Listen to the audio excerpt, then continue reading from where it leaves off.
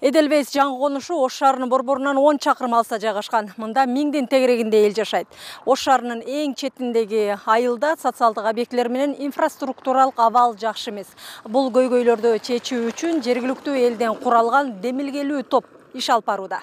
Эл абдан ынтымактуу, эл ынтымак болсо эле бардык көйгөй өзүнөн өзү кандайдыр бир деңгээлде чечилип кете берет да.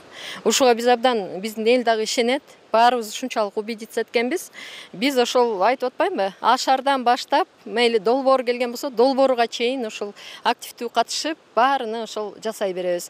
Биз өзүбүз үчүн болбосо, балдарыбыздын келечеги үчүн ушул жерде түптөп берип, жакшы абалда өткөрүп берели деген бир позиция менен эле Кудайдын жолуга деп коебу, ушундай баягы иштерди жасап келатабыз да.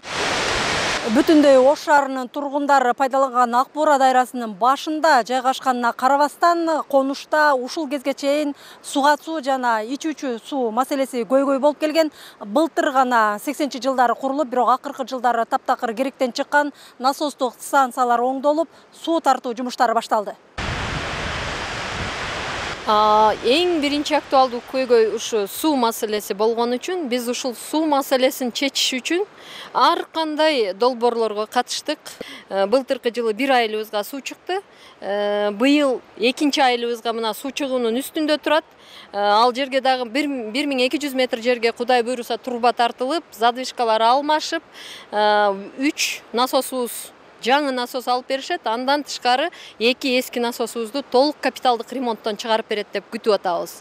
Ал эми 3-чү айылыбызга болсо, бүгүнкү күндө ошол Аристин таза суу программасы ошол жерде иштеп атат. Ошолор менен бирге суу кирип, мына бүгүнкү күндө алар таза, ичүүчү таза суу менен камсыз болуунун үстүндө турат. Айылда жол маселеси да бар. Жергиликтүү тургундар дал ушундай шагыл төшөлгөн айыл ичиндеги негизги делинген 5 чакырым жолго асфальт төшөө зарыл дешет. Дал ушул жолдун начардыгынан ушул кезге чейин конушка маршруттук каттам каралган эмес. Натыйжада айылдын мектеп курагындагы 50дөй баласы жалпы 2 чакырым алсыкта жайгашкан коңшу айылдагы мектептердин биринде билим алууга аргасыз. Мен 14 жылдан бери Төлөкөн аймагында мугалим болуп иштеп келе жатам. Ошол 14 жылда мектепке ушул жол менен, өзүңөр байкадыңар, көрсөңөр керек, ушул жол менен кыш болобу, жаз болобу, күз болобу, суук болобу, борошо болобу, кар жайбы, ушул жол менен баратам. 2 километр басам. Анан кайра мектептен үйгө чейин 2 километр. Ошентип 4 километр басам. Эми жараткандан жакшы эч үмүт үзбөй, жакшы болуп кетет деген ниетте жашап жатабыз. Эл ар бир селден кийин өзү чогулуп эле ашар жолу менен жолду түздөп атабыз.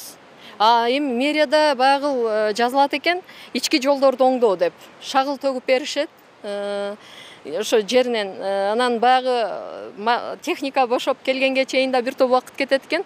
Бирок биз аны күтпөй эле кээде эл өз күчү менен эле ашар жолу менен эле чыга калып, ошол айыл башчыбыз чыгат, женсоветибиз чыгат, дагы активисттер чыгат, мына ошентип уюштуруп эле маселени чечип келатабыз. Мына биздин жасап аткан жакшы иштерибизди жаштар көрүп, ошолордун үлгү алсын деп, мына жамгыр жааганда, сел болгондо арыктарды тазалап, анча-мынча жашылдандыруу иштерин жүргүзүп, демилгелүү топтун башында болуп турабыз. Дал ушул демилгелүү топтун аракети менен конуштагы 100дөн ашуун электр мамчалары менен электр линиялары да жаңысына алмаштырылган. Миргүл Бокошова, Азам Бузриков, Ала То 24, Ош.